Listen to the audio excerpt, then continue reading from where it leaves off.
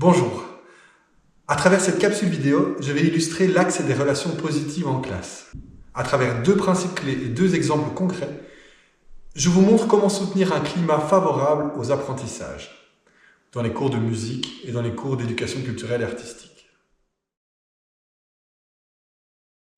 Pour préserver leur engagement, il est essentiel d'éviter toute forme d'humiliation, même involontaire. Prenons l'exemple d'un jeu rythmique, comme par exemple une percussion corporelle. Si un élève se trompe, je ne suis pas obligé d'arrêter toute l'activité. Je peux intervenir discrètement, par un geste, un regard soutenu, ou en reprenant avec le groupe. Je peux aussi arrêter l'activité et demander à l'ensemble du groupe, ou à une partie du groupe, de bien se concentrer sur le rythme qui est proposé à la base.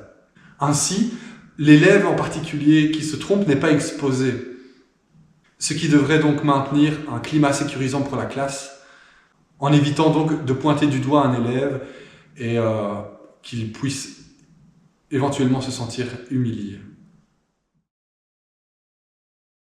J'aimerais maintenant aborder avec vous l'aspect du renforcement positif. Le renforcement positif consiste à valoriser explicitement les comportements attendus.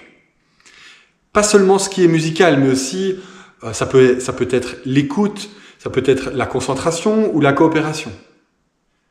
Prenons l'exemple d'une fin d'activité musicale. Je peux formuler des félicitations précises, par exemple comme j'ai remarqué que plusieurs élèves avaient attendu le signal avant de jouer. L'ensemble était plus cohérent. Ça peut être aussi les féliciter pour leur concentration, pour la coopération de groupe. Bref, toutes ces félicitations vont les aider à comprendre le comportement qui est attendu en classe et qu'ils auront tendance à reproduire.